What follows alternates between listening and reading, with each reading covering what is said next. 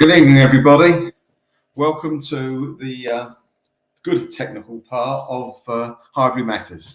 Tonight I've got another special guest, very special guest, Jill Armstrong.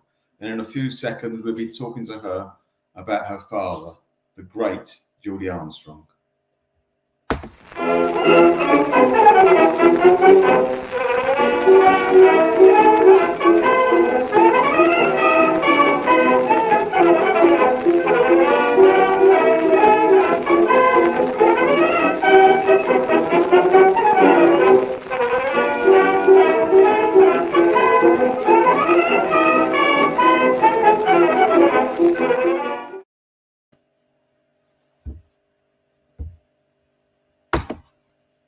Good evening, Jill. How are you? I'm all right, thank you. How are you? Well, I was all right. Yeah. I think I'll get there. Don't worry, I think I'll get there. Right, I mean, it's me that happens to. technical. No, I don't mean that in a bad way, but yeah, no. Right. Now, the thing is, with Highbury Matters, what I do, we talk to guests about memorable games, what it meant for them going to Highbury, their favourite players, some of the special goals that they saw when they were there, what it all meant for them, all these things. It takes me a long time to do a lot of this research, Jill, about the questions. I look at the programmes, getting photographs of them all, compile it all together. And this one, we're talking about the 1974-5 and 1975-6 season. And you know what? I've got all the research notes there. No, I'd rather talk to you about Jill Armstrong, because that's what it's called. Sorry, now I'm barking. Yeah, no, it's great, you know, to be able to kind of share the memories of Dad. I have actually spoken on a couple of podcasts before, so hopefully I'll be able to talk about some other things related to our life. I mean, Highbury, obviously, you know, I was going there from a few weeks old, I believe, according to my mum. Well, she was pregnant. She used to go and watch Dad. So, yeah, so I grew up there really until he left in 77. It felt like another home. You know, we literally knew everywhere around Highbury. You know, we used to go in. So we had our little routines every sort of home game. You know, we'd go and you know, it was just part of our lives. You know, every home game we would have this certain routine, go and watch Dad, and you know, it was part of our life. You know, so obviously, you know, Highbury's very important to us as a family. I mean, so you know, really connected to it. What year would you say when you first started actually watching the football when you were there? You could actually remember specific games, Jill. But was it? I do know that Mum said that when I was young, she used to take colouring books. So don't let. I'm saying this live now. So I was probably, you know, a toddler, I would imagine. I do remember watching the train go from King's Cross and that. It's hard for me to remember specific games because it was just the norm to go and watch Dad play. So, you know, at that age, you're going to know where, you know, you're watching your dad play. And obviously, you know, you knew the players because they were friends. But I think probably around, I would say mid 74, 75. Actually, you're going more into my memories really on more the time that Liam was playing, Frank Stapleton, David O'Leary, Richie Powling. You know, that kind of, you know, all of them really, because Liam lived next door to us and Will Frostron. So, you know, they were like family in a way. So, you know, my memories there really are around that time, more so. And particularly the when Dad scored against West Ham, I think we won 6-1.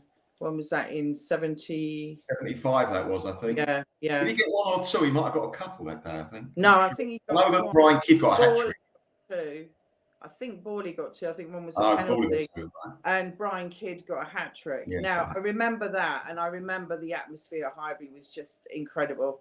I remember that it really stayed with me, you know, as a kid. And also, you know, your dad scoring as well. I think he was in, I don't know, he's on the big match or something the next day or something.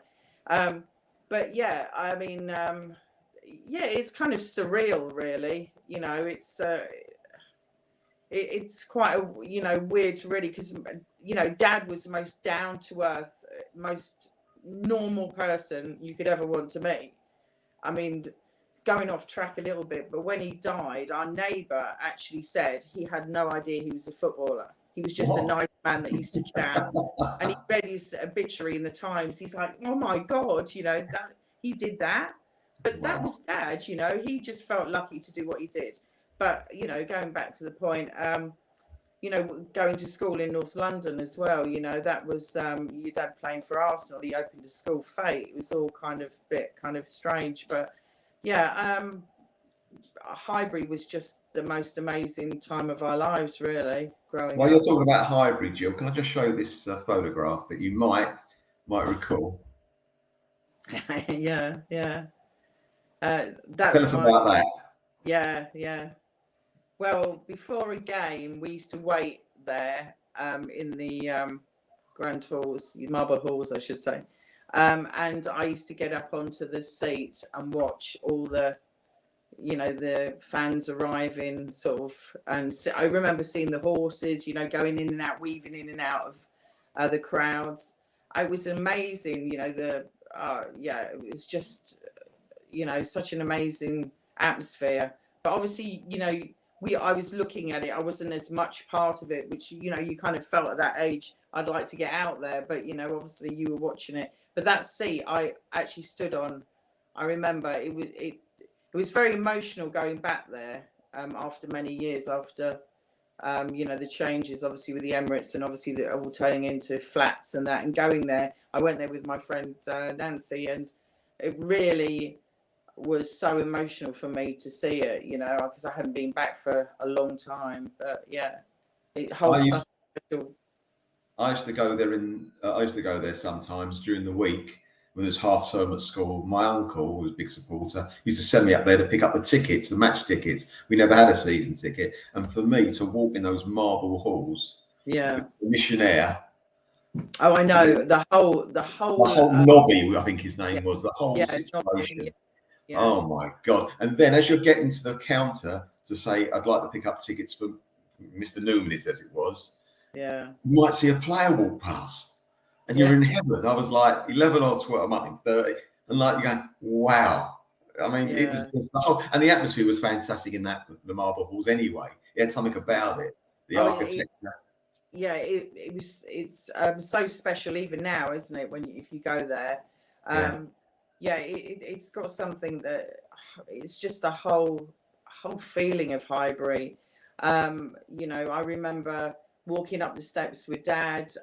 You know, even later on, obviously when he went back as reserve team manager, and we'd walk. They used to park up the top near the church. I used to walk down to the ground, and it was match day, and obviously we get everybody shouting Geordie, Geordie, Geordie, you know, it'd take us about 2 hours to get to the, so we'd have to leave early. Because Dad would stop and chat to everyone. But yeah, no, the whole I don't know, it's just something, it's a great love, isn't it? You know, you feel it's in you, it's hard, you know. I mean, I'm sure loads of people have their own memories for Highbury. I mean, obviously, mine is connected a lot to obviously my dad, because you know he loved, you know, he adored Arsenal. You know, it was in his blood. You know, he wherever we went. I mean, even when he left, you know, if Arsenal were playing, he'd be checking Arsenal's score before anyone else. You know, it's like he never left them. But yeah, no, it was very special place, always was. And it was lovely to come back when he came back as, you know, reserve team manager, which he was obviously there for 10 years until he died. So yeah, I mean, it was great. And then obviously he shared, you know, and then obviously they did well with George and then Arson, you know. So yeah, we got to experience a bit, because obviously 71, I was a little bit young to really remember it. Yeah. And again, when it's your dad's job, I know it sounds weird, probably might be different today, but you know, you don't kind of think of anything out the ordinary, if you know what I mean.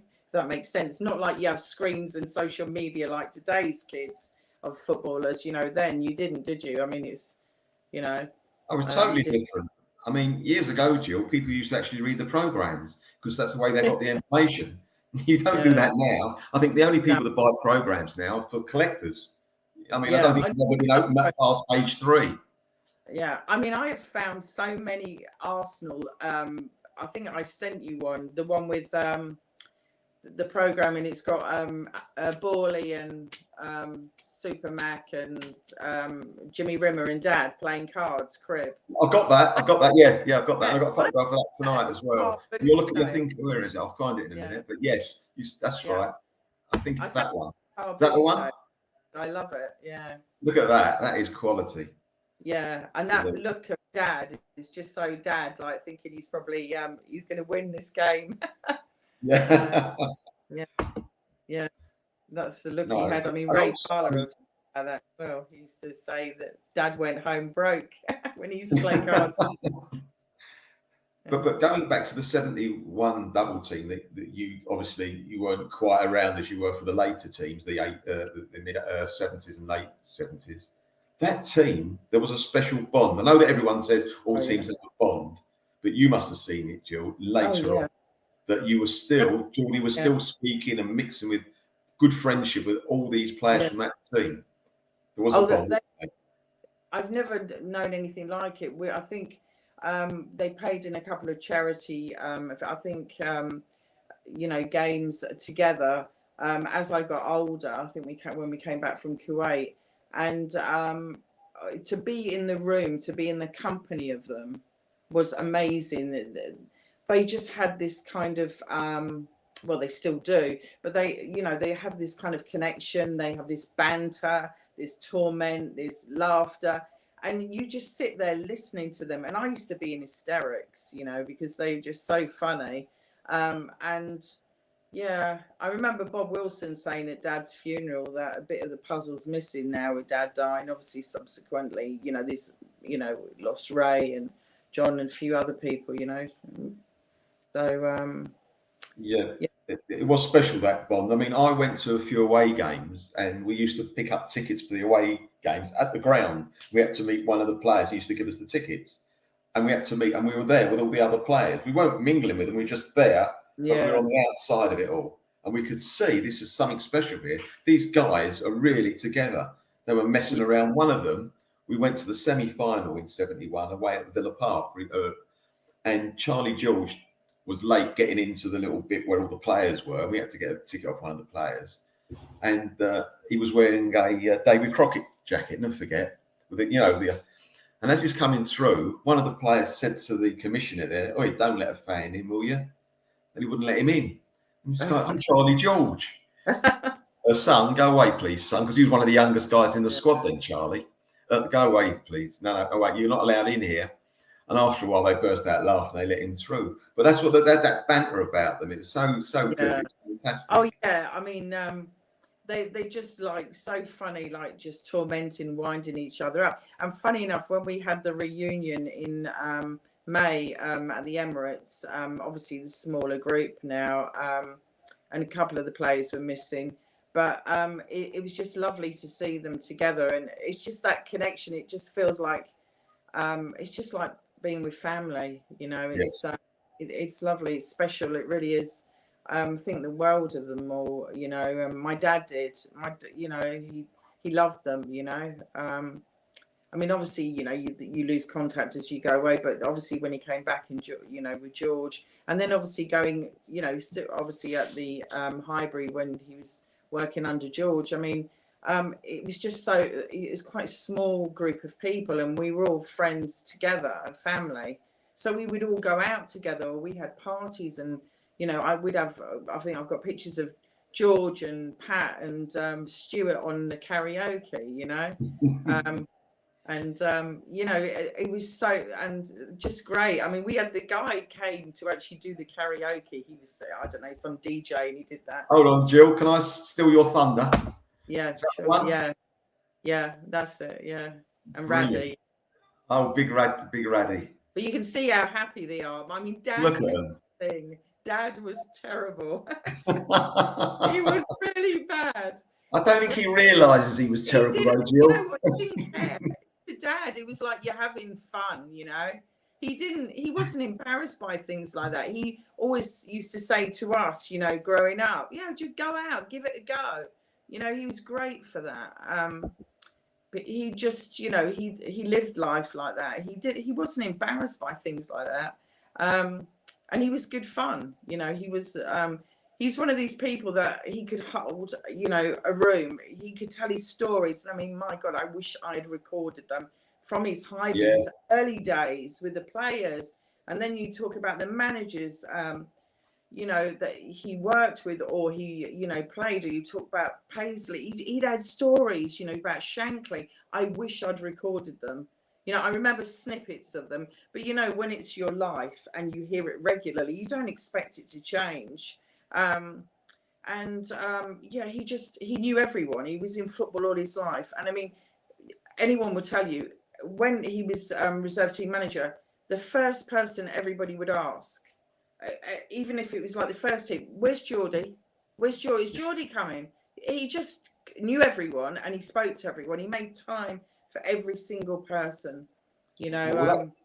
well, that's And true, Jill. Because I've spoken to a few people over the years, and I remember when Geordie was playing for Arsenal, watching him, and go on to that in a minute. yeah, But everyone I come in contact with that has got a story about Geordie, about how he just seemed to interact with fans. He could be doing some guy would be doing the most ordinary thing, and Geordie will come up to him and start talking to him. yeah, Then yeah. halfway through, the guy goes, "Hold on a minute, Do you I'm know just what? with Jill Armstrong."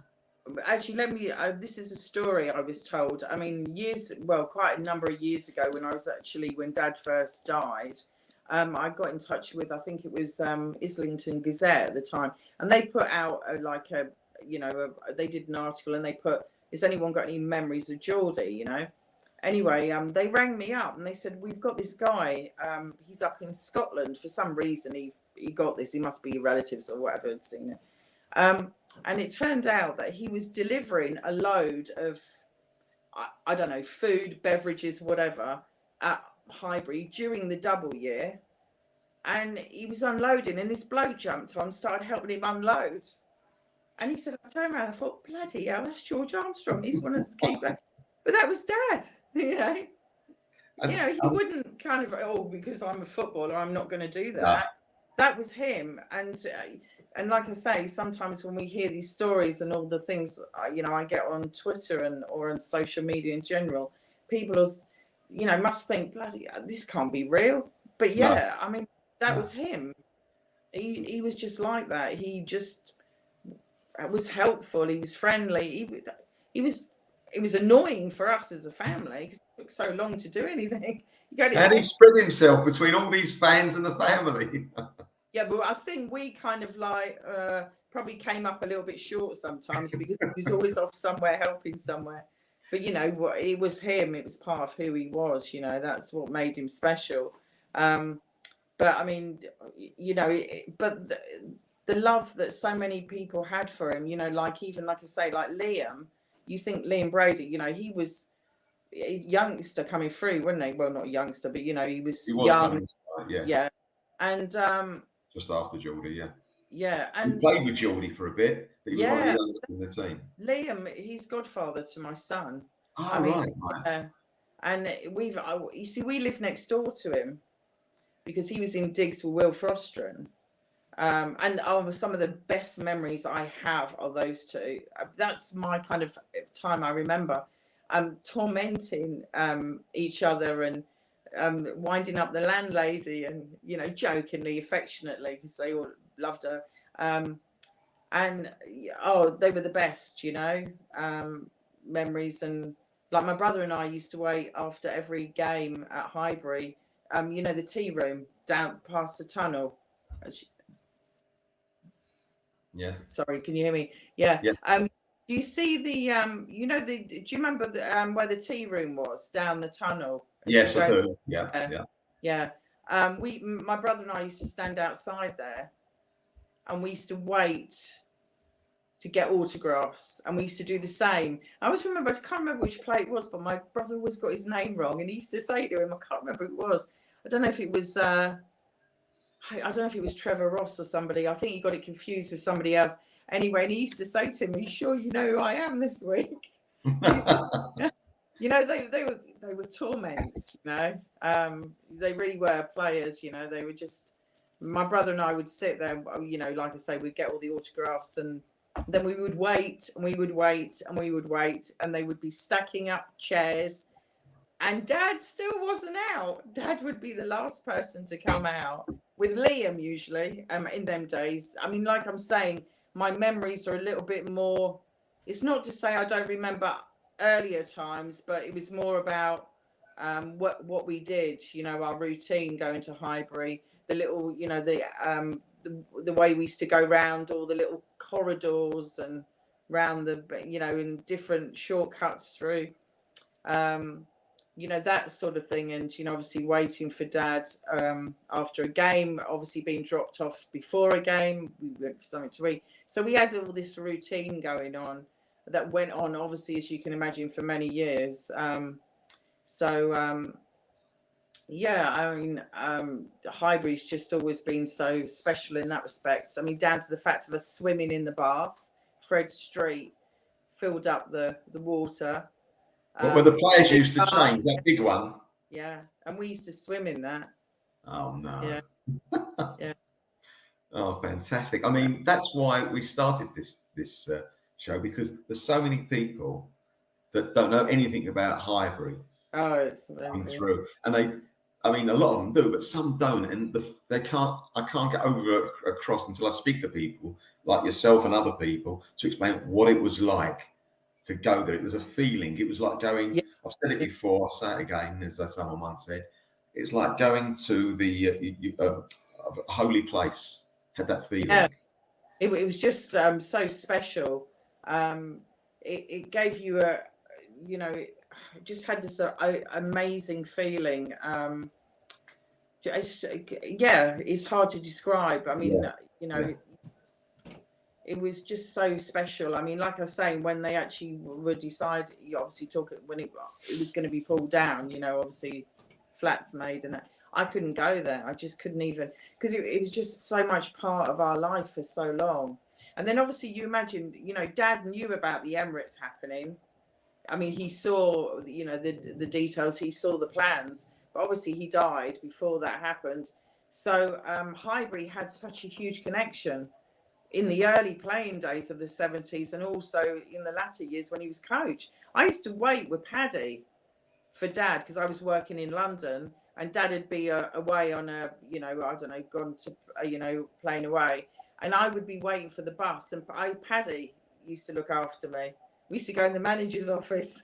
He used to take me there. I mean, wonderful times for you. Obviously, I had wonderful times just going as a supporter. So did I know. thousands, I mean, thousands I of don't others. understand. But yeah, I know. But you know what? Everybody was lovely. It didn't matter. You know, everybody. You know, if you think everybody knew everyone. I mean, I was talking to a couple of the ladies who worked for the, you know, the club, and they were talking about the days when, you know, like George and Dad and Stuart and Pat or whatever, Terry Murphy, Steve Benchall, we'd all sit in rooms, you know, like, and, you know, after a game, we'd go upstairs and have a drink. Again, obviously, these are the years I remember because I was a lot older, but, you know, we would share drink. I mean, Steve Rowley as well, you know. It was such a small, close-knit, like, family. it's so different now, Jill. It's not too cool. It's very, not so I shouldn't say that. It's very corporate now. Yeah, of course. So you're not going to get that at all. Those days are gone. And you were lucky enough to be part of that. Yeah, because you think when Dad died, they asked if people could come to the funeral, and literally the club closed down because they asked who wants to go to the funeral, and everybody said yeah. And it was literally buses coming. We had to have police, cordoning off part of the centre of Cambridge because Arsenal were turning up. There's about, I don't know how many coaches came, but it's all from the club. Everybody was there, you know, from, you know, directors, Hillwoods, David Dean, obviously, management, all the way through to ex-players. Frank Stapleton came, Bob McNabb came from the States. Do you know what I mean? It was, you know, huge. But that's what I'm saying. And that's because we all got to know each other, didn't we? Because like we're saying, I mean, obviously everyone, down to like catering, down to the shops, everybody, you know, they all came because it was like everybody knew everyone. That's what made it special. I mean, funny enough, I think when we were at the Emirates not so long ago, we were in the director's box, and a couple of the ladies who worked at the director's box in Highbury were there, and they remember Mum, and she was thrilled because, you know, it's like, oh, you know. So yeah, it's really nice because like we say, we all had that special bond, didn't we? I mean, they had that connection, whichever way part you played in it, you know, whether you were supporters, you were working there, you were players, everybody had that kind of connection, didn't they? As you know, Yeah. it was easy to approach players. You can't do that now. Obviously, you know, it is, people say, oh, you know, we should be able to. It's very difficult, isn't it? I mean, it's a different world. I mean, I know how much it changed from when Dad was playing to when he was coaching. Imagine that now, 20 years on, it's completely different. But you say I understand for certain reasons you can't have the crowds now mingling with the players as much. Yeah. I understand why, Jill. But I still can't get over when away clubs, there's like all of them, they get off a coach, have their head things on, ear things in, they have dark glasses, they have their heads down, they don't even look at the fans. There's no reason for that. A smile or would do. That's all they're asking. They won't sign any autographs, of course not. That won't happen. But it's a shame, really. Yeah, as I say, it has been. I think the way we live, though, today has obviously had an effect on it. But no, I understand what you're saying. But then, I mean, to be fair, you do hear a lot of people say how nice, you know, a lot of our players are. Yeah, oh yeah, yeah. I'm not saying every footballer, but some of them. Yeah. Well, yeah, exactly. I mean, not being funny, you had that in the 70s, didn't you? There was players that weren't popular, or they didn't want to sign autographs and they didn't want to do that. I think it happens everywhere. It's just life, isn't it? But Highbury was it was amazing, everything, and the whole design of the building, the art, I mean, it's second to none, isn't it? There's nowhere it's ever been. And I mean, Dad did a interview with Bobby Charlton, and he was talking about Highbury, and he was saying how they used to talk about it, the underground heating and things like that. And that was coming from him being at Man U. Yes, looked up to the great Arsenal. You know, it's always kind of had that class element. I mean, I remember Dad going on the bus. You know, in them days, I think they took the train and the bus. I remember we used to wave him off in Southgate, I think. They had they were like Pullman buses. Do you know what I mean? You know, like the old first class. Child, they had like little lamps, like these. Oh yeah. As a child, waving Dad, see the lamps. It looked so luxurious, you know, and it wasn't it? They say they were all about class, the way they dressed, the way they turned up, and that was, I think, Highbury was that, wasn't it? It was a class whole package. So it really kind of filtered to what they wore, the suits. I mean, we've got a suit here, still, Dad's Arsenal suit with all the Arsenal buttons, and I mean, it's amazing, you know, and so special, you know. That is why, Jill, people from other clubs, some of them get annoyed because it's the Arsenal. That's where the "the" comes from. Yeah, they're different. We are different, as they say. They don't like it, but it's what it is. I grew up with that kind of instilled in me. Dad never addressed the club any other way. It was always the Arsenal. So I always say that. I say that to my kids. I mean, they look at me funny, you know, but it's all about respect, isn't it? Very much so. And when you talk about respect, I mean, Geordie respected everybody, and also everybody respected Geordie. You talk about the Arsenal people that he worked with on and off the field, loving him, but you've probably seen over the past few years from comments, from Twitter, the love that's out there for your father. And it does actually go there. And I speak to people on different podcasts as well. And it all comes back, especially of my age, who saw the guy play. We realised what we had. We took him for granted. Well, I did anyway, because when I watched him play every week, he'd get we never had something out of 10 how well someone played, like they do now, analysts. Yeah, of course. But he probably played 8 out of 10 every single week. Yeah. And it was, he's done it again, big deal, move on.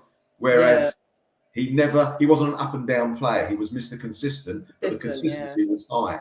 And really, I heard as well from through my uncle, one of the players said they loved it. One of the fullbacks that he knew loved it when Geordie, because Geordie played on both wings. You obviously know that. Yeah.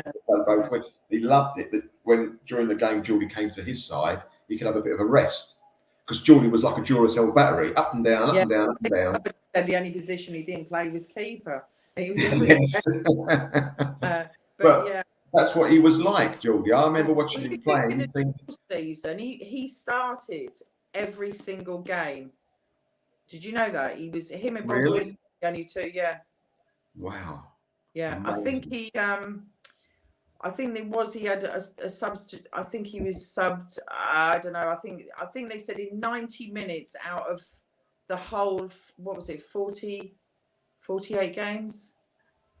Years ago, it was 42 games, I think. Plus you had cup matches. I think I've got it. Oh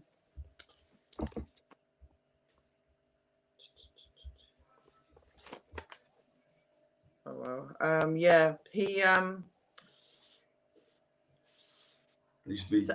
64 matches, the 71 season. He started the Cup, League Cup, and he had the European Cup as well. Yeah, exactly. He missed 50 minutes in that whole time. You're joking, really? Yeah. He must have been doing up his shoelaces, because he doesn't like missing games, Geordie. That's amazing. Also, 50 minutes. Yeah, and another fact is, out of the 621 games he started 607. Oh, it's ridiculous. And he was hardly ever subbed. So overall, he wore that shirt, played those 90 minutes for all those 600 games, roughly. I've got a question for you, which you may not be able to answer because it wasn't done in those days, Jill. How many assists did that guy get? Oh, God. You know what? So no one asked the question. It must be hundreds, mustn't it? You think about it. He was always crossing that ball from the left, from the right. And how many? I mean, no one ever took any notice who made the goal. It used to be called make the goal, not assist. Yeah. No one took any notice. It was never in any records. No, I know. Loads. And he, I mean, the thing is, they was just saying as well the way he could cross the ball. I mean, I think it was when he, I don't know if it was John Radford, they would actually get him to line up, the name Mitre on their forehead so it would be straight. That's how good he was at lining it up. I saw a quote from, I think it was Frank McClintock, said he could land a ball on a matchstick. Yeah. I mean, they all, they loved him, and and they just say like he would do all this pre-season training or whatever, and he'd be off building. I think Borley said once, he said to Liam, he's only building a bloody brick wall in the garden now. We're all having to lie down and having to sleep. Arsene said the same to us, when after he died, he said, I've never known anyone so fit. Yeah, he wasn't a very fit man. He was still playing when he was, he actually even said jokingly that he would have picked him for the game. The game that they played, God, it's gone out of my mind now. Worthington Cup. The one where they did a tribute to him, because he was a lot of his players in that game. They actually said that Arsene actually said he was actually thinking about picking him to play. So that's quite something coming from Arsene, isn't it? Fantastic. I've got a photograph here of your mother and Geordie. There we go. Yeah, Football of the Year. Amazing. Yeah. Amazing. Fantastic, isn't it? Yeah. So many awards. I mean, and deservedly so. I mean, I remember in the testimonial, Johan Barcelona played Arsenal. How good was that? Johan Cruyff, who was I think he might have been the best footballer in the world then, wasn't he? About that time. Yeah. And they played Geordie. Apparently he was a sellout of the obviously the game, and I think it was 74 that was. I don't remember it. Again, I was a bit, I'm not saying I was young, but we didn't go to the game or the evening thing. I don't think it was such a done thing then, no, for the kids. I don't know. Not for kids. We're not if you had school the next day, Jill. Yeah, I probably. Do you know what? Honestly, I really don't remember a lot of it. Certain things I remember. Again, we used to have fancy parties. We used to have parties at our house, and I remember all the players coming. We had fancy dress and stuff like that. Things like that. But going back to games, specific games, until I got a bit older, I don't have much recollection. More really what we were doing in Highbury.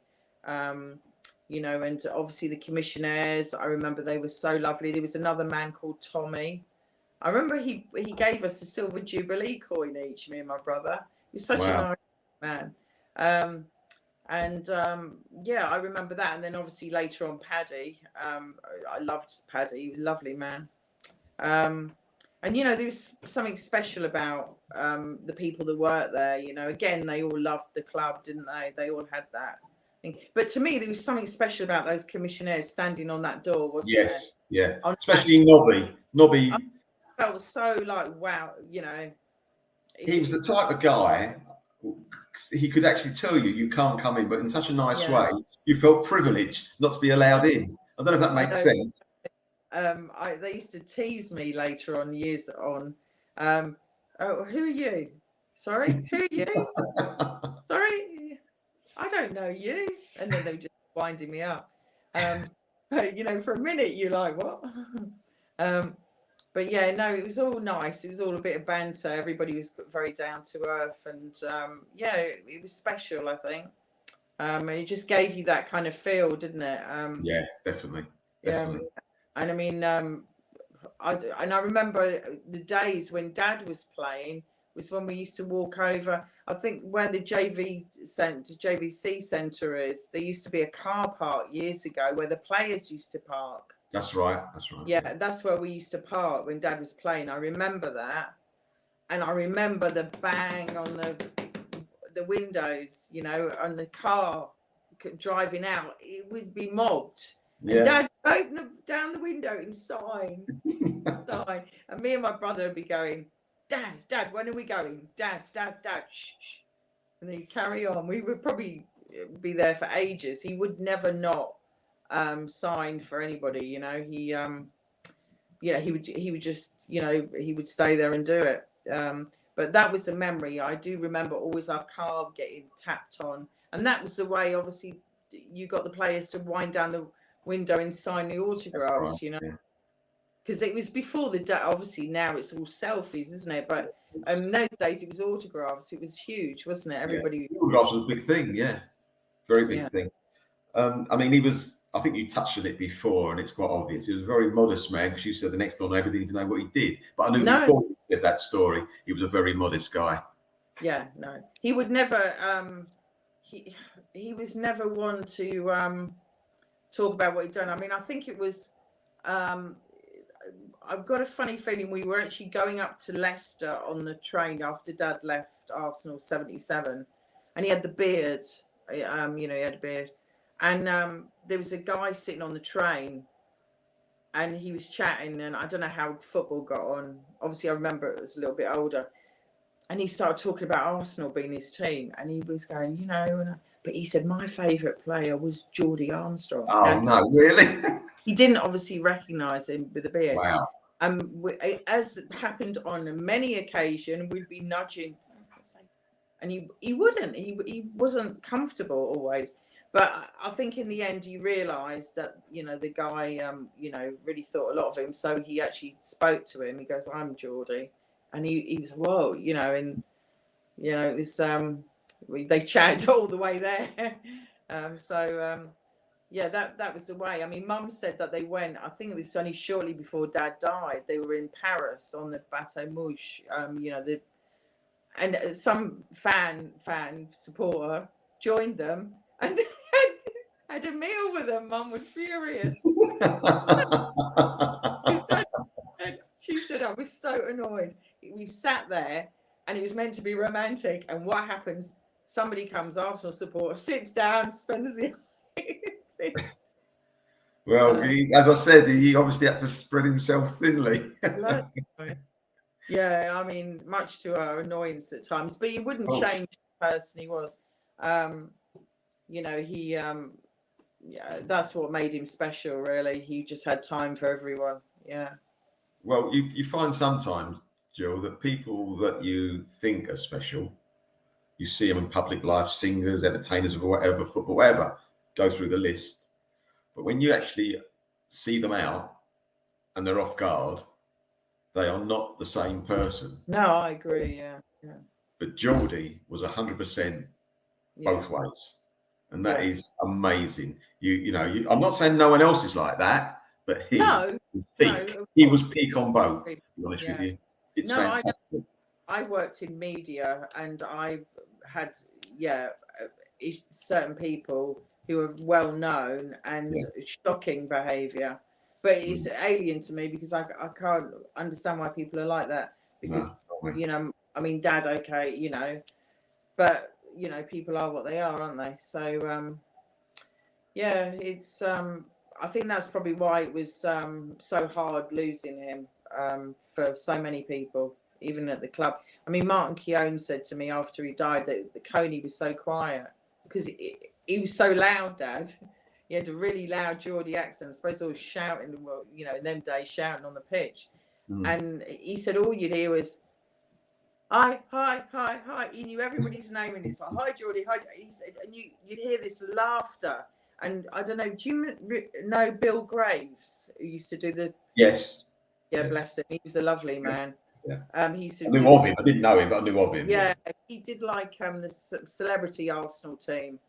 And he used to always tell Dad jokes.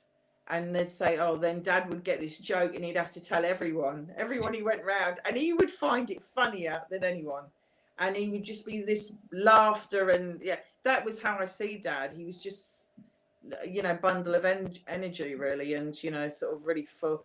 And I think that's what you kind of miss. He always had a kind of humour in things. I mean, obviously he was serious at his job. But if you look at the, you know, his old players, I mean, Ashley Cole was with him from 9. And you also had like Steve Sidwell, you know, Adrian Clark. They all talk so well of him. And Omar, you know, all those players that were there when he died that day at Coney. Obviously that had quite an effect. But, you know, he, you know, they thought so much of him. It was, but it's weird to think it was, you know, it's like this time 22 years ago. Yeah. I mean, he spanned so many years being at Arsenal as a player and then a coach. And even the legends that we think of the last 10, 20 years, they knew Geordie. Oh, yeah. And they respected him so much and appreciated him. So you think about that, you go into different levels and everybody from anybody to the great just respected Geordie and loved him. And it's just a testimony to him of what type of human being he was. Forget about a footballer. He might have been the worst footballer in the world, which he obviously wasn't. But you know what's funny? That I think they all knew his ability. I mean, a lot of them, you know, I remember Lee Dixon saying he watched Dad playing from the 70s and, you know, he was looking at, you know, how I would have, you know, marked, you know, looked at things like that. But the funniest thing that they do, they all know obviously him as a player and what he achieved, you know, what he had, you know, what he was. But the things that they come back with is the humour side of it. I mean, like Lee will always say, and this is the God's honest truth, Dad ran the Arsenal lottery. He was the one who went round and did a syndicate because he was adamant he was going to win it. And he used to say the only one that owed him money regularly was Arson. And he used to say, has never paid me. And he used to have a list. And honestly, the players, they found it hysterical. He was going to help everyone. Lee Dixon said by the time he helped everyone, there wouldn't be any money for him left because everyone had a share. But that's what he was like. And he did. He literally wrote down everyone's name and collected it all. I mean, obviously it was all at Highbury, but such funny stories, really, that you hear that they said about Dad. I mean, you can just, oh yeah, you imagine it. It's funny stories. I mean, it, like I say, It's even a with, shame that, as you say, you couldn't. Why didn't you put them on your phone all those years ago, Jill? In the 1980s, all that on our yeah, I've phone. Oh, some of phones them, weren't about then, were they? yeah, yeah. I don't. It's What a just like, shame. it's also what Dad told you. You know, Dad would say something funny, like I don't know, say somebody like I don't know. I think Ron Saunders would be Ron Atkinson or whatever turned up at Arsenal or whatever. Then one of the players would say, "Bloody hell, George, is there nobody you don't know?" Because literally they'd come over to Dad. You know, you think the time he started football, you know, 17, wasn't he? He Yeah. played with all these, you know, really big, you know, names. He knew. I mean, like you're saying about testimonials, I didn't even know he was in Brian Clough's testimonial. I really didn't know he'd even played in that. It's not something he would have a conversation with you about. He wouldn't talk to you about a good. You know, I actually once said to him, "Dad, you know, how do you feel you were as a player?" He went, "All right." That's All how you right. feel. Just all right. Yeah, Oh, yeah, just all right. yeah. And you know what? Frank and all of them will say he used to beat himself up all the time. I've had a crap game. I'm this and that. And they're like, Geordie, what game are you playing? Because we didn't see it. Yeah. You know, that was Dad.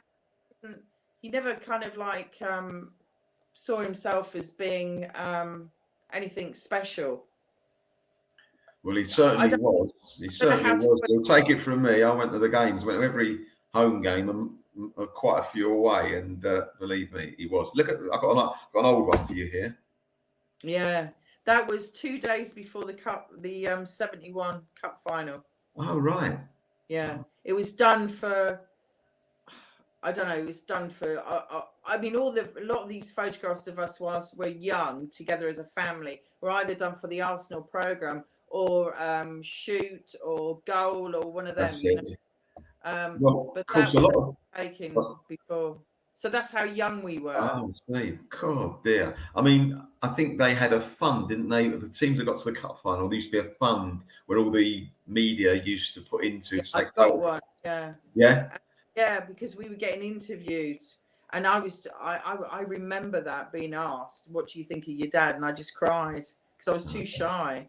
You know, I was only little. I wasn't. You know, some of Frank's kids were older, and Bob's and that. You know, I was a little bit too young, and I was quite shy. My brother was too young. I mean, but I've got a video I sometimes put on Twitter that shows us in the just before the cup final when they did that thing. I think it was like the journey of the final and the kids' party, isn't it, and all that.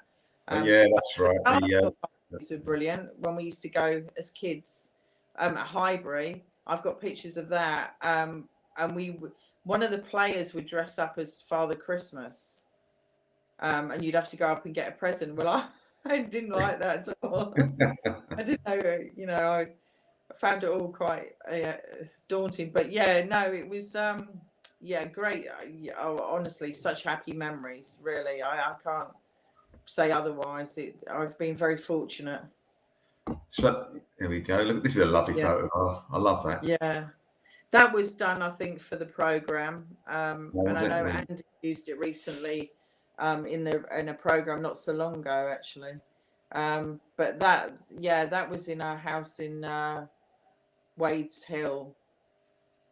And yeah. Where's Wade's Hill? Where is that? It's not far from crikey. North London. I must be North London near the ground. Yeah. North London. Winchmore Hill. There's a picture of Dad sitting on his car, and that was when he first. He must have been about 1920, and that's where we lived in Winchmore Hill. And that's where we lived next door to Liam and Wilf when they were in digs. And really everybody lived around that area, Palmer's Green. You know, you had Frank, and everybody used to kind of be close. They had to, I think, in them days, they had to be relatively close to training or the club or whatever. Yeah. So we always saw each other, or, you know, but I think that's probably the closeness they had as well, you know. But I've got a photograph. Sorry, Jill. Sorry, I got a I mean, Dad's photograph. closest friend was Peter Simpson. Oh, love They were Stan. in, yeah, they were Stan. in together. Yeah, yeah, Peter Simpson. He was a very, very good footballer, yeah. but He never was. got the Yeah, recognition that he deserved no, because he had two good left halves for England in yeah, front of him. He was yeah, a terrific footballer for us. yeah, He was fantastic. I mean, they all were. yeah, yeah, We had a squad, I think, of about 15 that won the double, 15 or yeah, 16, and all of them were terrific players. They yeah, really were, and they were part of the jigsaw, not just as you yeah, said, for the yeah, community, for the team. They were so good. I mean, yeah. had they gone to other clubs at the same time, they wouldn't have had the same impact. It was just No, for no, some they reason, just there's something they're between them that no happened. special. Yeah, Look at yeah, this. no, Look at this photograph, Jill. It's because I'm showing it, not just because your father's in it, but because of the colour of the shirt. True Arsenal red, in my opinion. oh yeah, yeah. They're funny, aren't they? The poses. What year was that? 60. 67, I think, 67, Yeah. 8. Oh, that's the year I was born. Yeah, that was that year. Look at those. I mean, I love the colour red, though. It's different, isn't it? Yeah. It's funny, isn't it, when you look back on some of these old photographs? So yeah, but they are special, aren't they? They've got something about them. Yeah, definitely. Yeah. Definitely. Well, funny enough, years ago, people never used to wear football shirts to go to football like they do nowadays. No, It wasn't a fashion category, was it? no. I mean, you I mean, wouldn't take your life in your own hands, perhaps. I don't know, but yeah. it wasn't a done thing. I've got quite a number of pictures of Dad, and in the background you can see people in like suits and ties and hats. Yeah, people used to wear shirt and ties to go to football. Yeah, People yeah, used to get dressed up to go to football. Yeah, I remember those days. It was yeah. I mean, yeah, so we different. was totally different though. But I mean, we used to sit obviously in when we used to go to Highbury. I mean, we would go to our seats. I have to tell you a funny story. Is that, you know, like on the odd occasion, if somebody in front of us started having a go about Dad, my mum would get annoyed and start saying, "What you on about?" and having a go at them. I mean, I think in the end they had a things thinking, "Don't go near Mrs. Armstrong," you know. And this one time, well, actually, my aunt used to come sometimes with us, and she used to slowly go down in the chair. If she had somebody calling Dad, she'd be sinking to her seat, thinking she's going to start now. But we're protective family. Oh God. You know, nobody would say anything, and then in the end, they're you know, no, we don't mean any harm. No. Days, yeah, but it was different, wasn't it? In them days, I mean, there wasn't harm meant. It was just, you know, the way it was. But I think for a family hearing it, it's quite hard. You know, when it's your father, you're just going to be protective, aren't you? Of course you are. I mean, Absolutely. it's no disrespect. It's the same on Twitter when people, you know, in the past have been abusive or whatever, and you just think, yeah, okay. People say don't go there, don't engage. Yeah, I totally, and you know, got a lot of thick skin since doing it, but it's still your dad, and Yeah. it's still hard. Because I always say to people, if you cared about one of you know, your parent, your mum, your dad, or both of them, and somebody's calling them, I think one person was calling him alcoholic and all that stuff, What? and you know, stuff. Yeah, that he died of that and all that. Well, But anyway, it's beside the point. they're very Just, sad you people know, in this just world, Jill, I'm afraid. no, but just Very to sad say that, people. you know, sometimes, yeah, you know, but you know, that is just such a small percentage. I mean, it's amazing. Really, honestly, I never ever thought it would be like this. I mean, I spoke to Vic Akers about it. Vic was a very good friend of Dad's, you know, because they worked together when Dad was reserve team manager. And Vic said to me, you know, you would never have known this if you know, if your dad had been alive, you'd never have known this. And what an insight to how loved he is. And it's true, because Yeah. we never went anywhere. I think I went to a couple of yeah, maybe one dinner with Dad, like you know, where they went as the players, and you know, people would come up and ask for autographs, but like a dinner. But we didn't go to like the pubs or anything, because it wasn't somewhere that you would really go. Do you know what I mean? Because Dad would be like, "Oh no, we just stay in the club or whatever." You know, it wasn't something we did, because we would have that kind of little network of meeting, you know, family, wouldn't you? um, in the club. And probably other players as well and their Yeah, wives, Jill, you must have met, surely. Must have a well, bit do of you know close what? relationship Going with. back to the 70s is after we we would go to a restaurant in Palmer's Green called Filippo's or Alfero, I think it was, and everybody would be in there. Liam would turn up, and then with their other halves. Frank Stapleton would be there, then there'd be all of us here that Wow. we'd all been to, they played the game, we'd come home, and then we were all in the restaurant. It was amazing that we all kind of, were in this sort of similar circle all the time. We would bump into each other, or we would have parties, and somebody'd have parties, and we'd all go. But yeah, it was all very close actually with the players. Actually, looking back now, probably didn't think about it so much at the time, but I suppose, yeah, there was a bond there all the way through. Yeah, And it's gone through the bond really with your father has gone through, as I say, all these different like generations of Arsenal players. yeah. And it's a wonderful thing, and he's been the consistent thing throughout. It's so good that that he did that. Yeah, he was, he was well loved, and I think also he wouldn't tell anyone to, he would never tell anybody to do anything he wouldn't do, and he would always show by example. So I think he got a lot of respect that way. He would coach, but he could do it, and sometimes, I mean, I remember him, he would, I'm not saying the whole story, but basically he could come home and he said, oh, guess what, in training, I said to do this or that, and they're all like, yeah, you do it. He goes, I did it first time, and they're like, oh, okay, and that was him. He wouldn't, he could deliver, which I think got him respect as well. So he was never asking of them anything that he wouldn't, be able to do himself. No,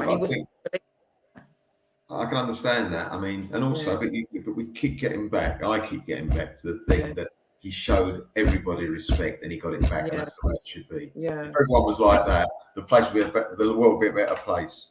Yeah, I know. I think also, it's just the whole thing with him. He just, I don't know. He respected people really. He showed them that, and like I say, he would. There's not many people that I think he ever came across where he had issues with some people, like anybody does in life, but not really. He was quite well, overall well liked, and I think respected. But yeah, no, it's hard to even think, like we were saying before about his testimonial. He played in so many, Jill. That's what I can't understand. He was How come he plays in all these testimonials that I never put in with these players? I thought, he's not born in London, we know that, but he comes from the Northeast. Coming down to Arsenal, stayed at Arsenal for years, made his name at Arsenal. All of a sudden, he's playing testimonials all over the country. Why did everybody? It makes sense, but why did everybody want Geordie to turn up for a testimonial? Because they're all friendly with him. Yeah, no, exactly. I mean, like I say, he was good friends at one point with Malcolm Allison, because he worked with him in Middlesbrough later on. He was assistant manager. And Malcolm came with us to Kuwait. And he was just such a character. Again, I wish I'd recorded the stories. Because Allison was a character. He had a cigar, didn't he? Tandoran cigar. But and then he worked for Ron Saunders, and I remember picking up the phone to him, and I'd go, hello, and he'd go, I'd say, who's calling, please? And he'd go, Mr. Saunders. It was always Mr. Saunders, So, okay, but he knew everyone. Yeah, I mean, like I say, but he never. It wasn't. They were just people. He would never kind of make a big deal or suddenly I saw this one or that. I mean, he met different people through his life, and played in. I think he refereed with a game with Rod Stewart, and I'd say, well, what did he say? He'd go, all right, George, how you doing? That's what Dan's reply would be. Just try and make a joke of everything. Like play it down. He never kind of. Yeah, he just he was just like that with everyone. He didn't really kind of. I don't think he was ever in awe of anyone. He respected people, but I never got the impression he was ever kind of like, oh wow, they're amazing. He would respect people. Like when he goes back to like the Hillwoods, I think we had this conversation the other day. He had a tremendous respect for that, and I think that kind of they in turn had respect for him. You know. But I mean, I don't want to embarrass you. I would never do that. You know that, Jill. But it's not just because you're on. But I've said this before, right? And you're probably, I mean, you might have seen me ride it somewhere or heard me say, but I genuinely believe this. There should be a statue to your father because he was like a bit of Brighton Rock. If you cut him down the middle, instead of having, he'd have Arsenal through it, wouldn't he? Well, Let's face it. He epitomised everything what Arsenal, the good things about Arsenal, the way he conducted himself, the way he played, everything, just everything. And he wasn't a centre forward, so he didn't score a million goals. Yeah. He wasn't a goalkeeper, didn't save so many penalties. He was a terrific player, and as I said to you, he made so many goals that went unaccounted because years ago you didn't do that. No. But what he brought to that team, everyone realised. The players themselves realised, the supporters realised. And for such a long time, he, in my opinion, and you probably you think I'm biased because you're on, but I've said it, as I say, I've said it before, and I truly in my heart believe this. There should be a statue to him at the new stadium because he is the number one, in my opinion, of what he represented with Arsenal. It's lovely for you to say that.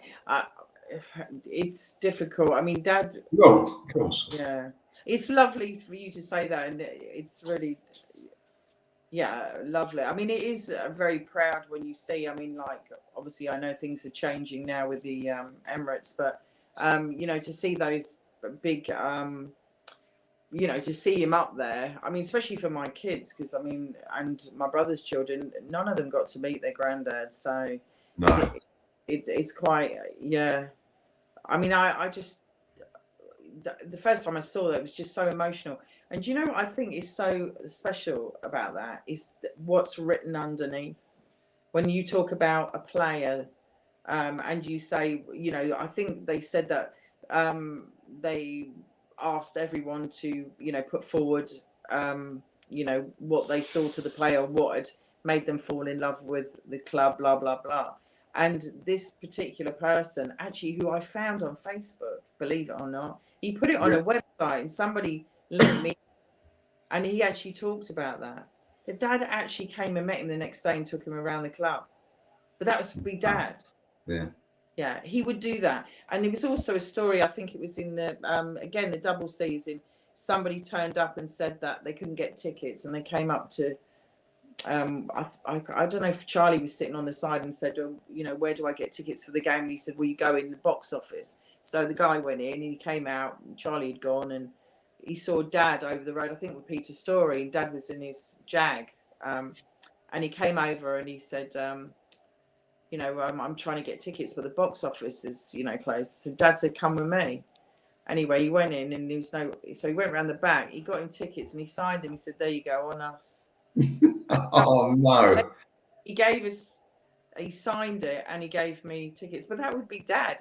He would kind of like, you know, he would, I mean, friends of mine talk about like when we went out as kids, they'd have pocket money, but my dad had paid for everyone. Everybody must have thought he was a multi-millionaire, you know, but he acted like that. He just, you know, liked to treat people. I think what it is he felt fortunate. Norman Gilliam, the writer, he said to me that I interviewed Dad quite a few times over the, you know, the 70s, and he just said, you know, your dad, he just like, you know, questioned, you know, am I good enough? He said he was just such a nice man that he felt so privileged to come from, you know, a working class, you know, 6 brothers, 2 sisters in the Northeast. My dad used to talk about his mum doing 2 sit-ins for their lunch and dinners. She worked so hard, his mum, you know, really proper, you know, you know, the real workers. And, you know, they didn't have anything. And, you know, Dad came to to, achieve that. I suppose it, it was, they were all so proud. He was the youngest one as well. So yeah, he felt lucky and he was grateful for that. He used to say to me, I'm lucky to do something that I love and I get paid for. I mean, I think if he could have done, he would have done it for free. I mean, don't get me wrong, but he did love it Yeah. that much, didn't he? Yeah. He'd never have given it up. He would never have retired. I could never have seen him. He would have done scouting or something. He would never have retired. I mean, you could just very quickly, this photograph, Jill, of him, for me, epitomised Geordie. You could tell that he just got stuck in. He was like, you could see he's been running around all game. Mum said he got cut and he had to have stitches. Oh, right. On that one, but he carried on playing. That's when his sleeves rolled up. Come on, we've got work to do here. That's for me is Geordie. Yeah. Do you know what? I'll tell you a story, right? When we went to do the in May, when they did the for the double, we went on the pitch side, we walked on there. We represented, Mum and I represented Dad, and Frank spoke, and Bob and George and them all came out. And when we were standing there, we've got Gunnosaurus with us, and we're waiting to go on the pitch side, and people there, stewards. Anyway, one of the stewards turned around to me and he went, "So who are you with?" Or whatever. I said, "No, we're representing my father. He died." He went, "Who is he?" I said, "George Armstrong." He went, he started hugging me. He goes, "I was 7 years old and I used to do that. Roll my sleeves up because I'm going to be Geordie." And he was so full up. He said, "I can't believe it." He said, "I loved him." And I thought to myself, God, as if it's meant to be when you're in these situations and you meet people who have that kind of memory of him. And to me, that's the best thing ever, more than anything else. No disrespect, more than anything you can put up for him. The fact that people have got this memory of him, and he would never have believed it, Melvyn. He would never have believed it. Probably not. Probably not. But, and to be honest, I've said this to a few of the 71 team. I said it to George Graham. They love you. And what? No. And I've said it to Raddy. You don't realise. No, they don't see it. They don't see that because, like I said, I would never have seen it.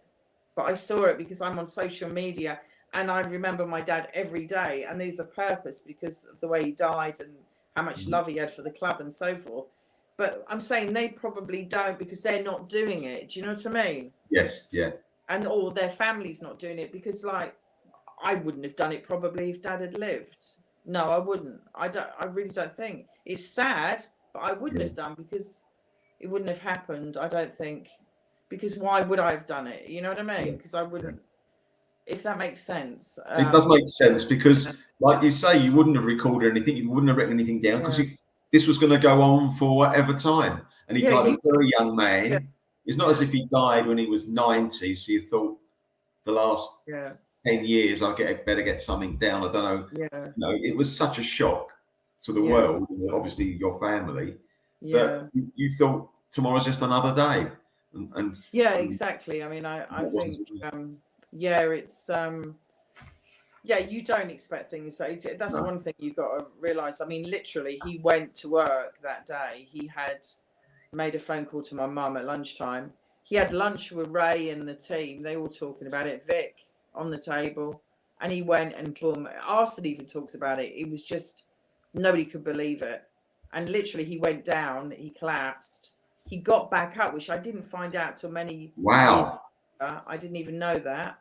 And he got back up, and he told the lads to go in. And that's all the players who obviously we talked about earlier, and then he went down, and that was it. I mean, it took a long time, Gary Lewin, to kind of. Gary struggled with that because it must have been hard. They all worked together, but from what I gather, who was it? David Court told me that they were all in the room with Dad, and they were taking his boot off. I think Arsene took one off, and he took a boot. So it was like really special. I know it sounds weird, but it was kind of like they were there with him. And I mean, let's be honest. I mean, they they got his heart going, but he was dead. I mean, it's been too long. And then obviously by the time we got to the hospital, mum and I and my brother and we came down, and eventually leading to the way that they had to do a brainstem test, and he was brainstem dead. So, and then he went into organs. So it was woof. It literally went like so quick. I mean, you're looking at a matter of hours for this person, 56, fittest man, anyone. Arsenal's talking about playing him, and then boom, he's dead. Honestly, me and my mum shook. We literally shook for about a week. It was like we were in shock. Of course you would be. Why wouldn't you be? I mean, the doctor said you do that, otherwise it could kill you. It was that much of a shock. And then obviously when we had the funeral and Arsenal, it was all like, it was surreal. They're going to use the word surreal, aren't you? Yeah, because it was just, I mean, I don't know, even now looking back 22 years, you can still kind of have this disbelief that it actually happened. I remember for weeks waking up thinking, is this just a dream? I'm hoping that when I go to sleep, it's not going to be true. But let's be honest, if we boil it down to one thing, how would he want it to go? On the training pitch, playing football with the team at Arsenal. Boom, that he couldn't have chosen it better. I mean, God forbid if he was driving, if they were having a double training session that day. I mean, imagine if he'd been driving. I mean, it wouldn't have been the way you. No.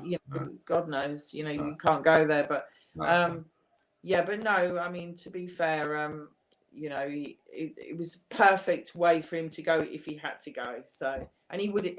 I mean, they actually said that if he'd actually come out of it, he could have probably been paralysed from the neck down. Now, you imagine my father. He wouldn't have wanted that, I don't think, Jill, somehow.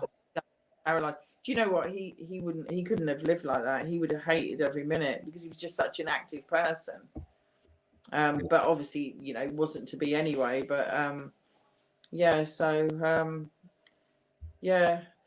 but he it's lovely that he's still remembered, and he's still around the Emirates.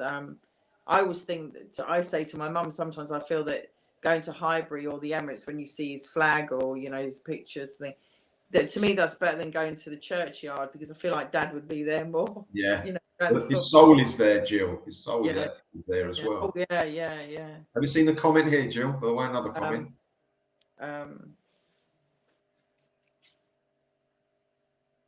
Oh, that's really nice. There's so many of those, Jill. So many. Yeah, I do see a lot of people that actually I've spoken to, and they'll say that he was my grandmother's favourite, or my granddad's, or my father's. Jill, excuse me, you're making me feel old, because I actually saw him myself. Do you mind? Stop all that. I mean, I think he was. I don't know. It's funny. Somebody said the other day, I think it was on Facebook. Oh no, maybe I don't know. He said that apparently he was a junior gunners in '72, and he had lost his flag. So Dad picked it up, and he said he's never washed it to this day. He's still got it. Can I just say before we go, because I mean it's been fantastic having you on, as we knew it would be. We knew it would be. No, Jill, fantastic. But I'm just going to say thank you. I probably did this on Twitter with you some time ago, but thank you for doing what you're doing, because I know that you're doing it for yourself and whatever, but you don't realise what you're giving to other people. You're actually like reigniting people's feelings, what they used to be years ago, things in our brain we've forgotten about. You put something on there, go, yes, I remember that. Oh, I remember. It just brings some of my brain back to life again. And also, you're the catalyst to so many great Arsenal accounts out there, especially on Twitter. And it really is good. Well, I call it Twitter, but your friend Nancy calls it Twatter. Brilliant, Nancy. But no, that's what you've done. You are the catalyst, Jill. You all of a sudden, other people come to the fore and put photographs on you, and you know who they are. That are fantastic. Some of them you've got, but some of them you haven't got, and it brings it all together. And thank you for that. And thank the other people as well for doing it. And it's nice now because I think also we interact a lot with other, you know, like different clubs. So therefore, you get like images from, you know, maybe a Liverpool game or Man U or Chelsea, and you know, Dad's in it, or some of the 71 team. You know, so they're coming back and saying, "Oh, look at this," where we do with them. So it's like we're you know, sharing it all of Yes. this in a way. And they're all, you know, great legends there, aren't they? I mean, let's be. I mean, I remember I could name every player in nearly every team then, more so than I can now. But you know, I suppose you know, it was different. But yeah, no, yeah, they were. It's good. It's good, and it's a lot of positive feedback. So you know, it makes it all worthwhile. Very much so. The people that I've met from other clubs as well. It's just, it brings it all together, and it's just a good feeling, an absolute good Yeah. feeling. Jill, thank you so much. I didn't believe I'd ever do this, but thank you so much.